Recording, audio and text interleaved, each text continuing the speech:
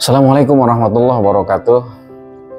Sahabat-sahabatku yang dirahmati Allah Subhanahu wa Ta'ala, saya pernah ada yang kemudian berkomentar kepada saya terkait dengan anak-anak.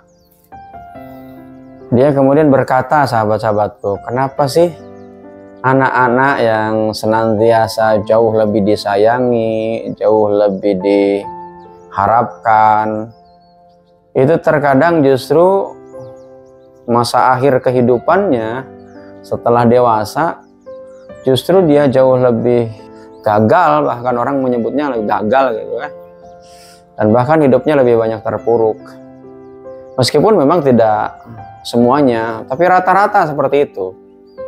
Nah, itu ada yang bertanya ke saya seperti itu, kenapa sih seperti itu, sementara ada anak yang seolah-olah tidak diharapkan justru malah jauh lebih memberikan perhatian kepada orang tuanya, jauh lebih sayang, dan bahkan ketika orang tua sudah sepuh, malah dia yang memberikan perhatian. Sahabat-sahabatku, saya mencoba menjawab dengan pendekatan keilmuan berdasarkan psikologi, dan bahkan dengan pendekatan ilmu agama.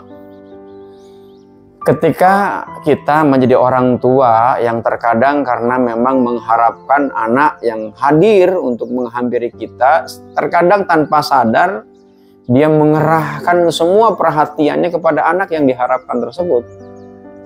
Sementara anak yang tadinya memang tidak diharapkan kemudian hadir, bahkan ada yang kemudian seolah-olah dicuekin, walaupun kadang ada orang tua sebetulnya sama memberikan perhatian, cuman karena memang ini anak ini adalah anak yang begitu diharapkan kehadirannya, maka kemudian perhatiannya begitu lebih, maka anak yang dididik dari sejak belia, yang diberikan perhatian, apa yang tidak diminta saja dikasih, lambat laun membekas dan kemudian menjadi sebuah karakter, sehingga ia kemudian memang tertanam di dalam kepribadian kesehariannya menjadi pribadi yang memang kurang struggle, kurang kuat, sehingga memang dia nggak bisa berhadapan dengan masalah.